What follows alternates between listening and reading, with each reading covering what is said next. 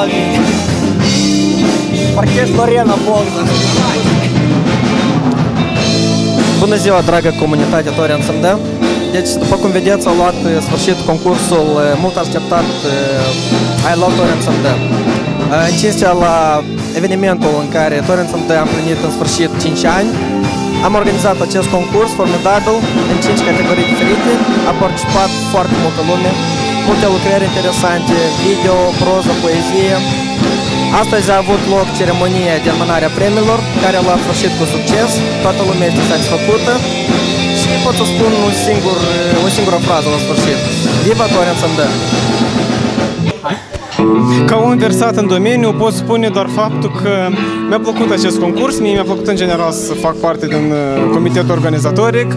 A fost o chestie destul de interesantă și ca participare și ca om care creează ceva și ca om care vrea să promoveze tinerile talente, așa că tot ce ține de concursuri, de organizare și tot ce ține de schema organizatorică în general, crearea concursurilor și promovarea tinerilor care știu că pot face ceva este, sincer, pentru mine un scop în ceea ce vreau să fac.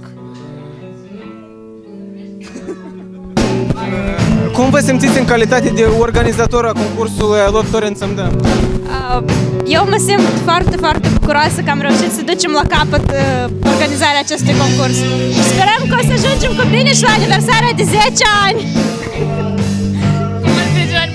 Cum vă pare atmosfera? Bună! E un pic pasivă, dar mergem înainte. Păi, s-au dus lumea acasă, mă rog. Tu, ca persoana cea mai bărboasă de aici, cum te simți? Mă simt foarte bine. Mă bucur mult că o simplă idee care a început pe Torrents s-a transformat într-un concurs grandios care a avut loc succes. După cum văd, toți satisfăcuți, toată lumea bucuroasă și asta e principalul. Apropo, pentru cei care nu cunosc, el moldovanu, adică Mihai, este cel care de fapt a pornit ideea concursului cu I Love Torrent SMD. Ideea a venit prin luna august anul trecut și a fost pus în aplicare undeva acum la sfârșitul anului, așa că bravo! Mulțumesc! Bravo, bravo! De la fața locului Cornel Comandant pentru Torrent SMD.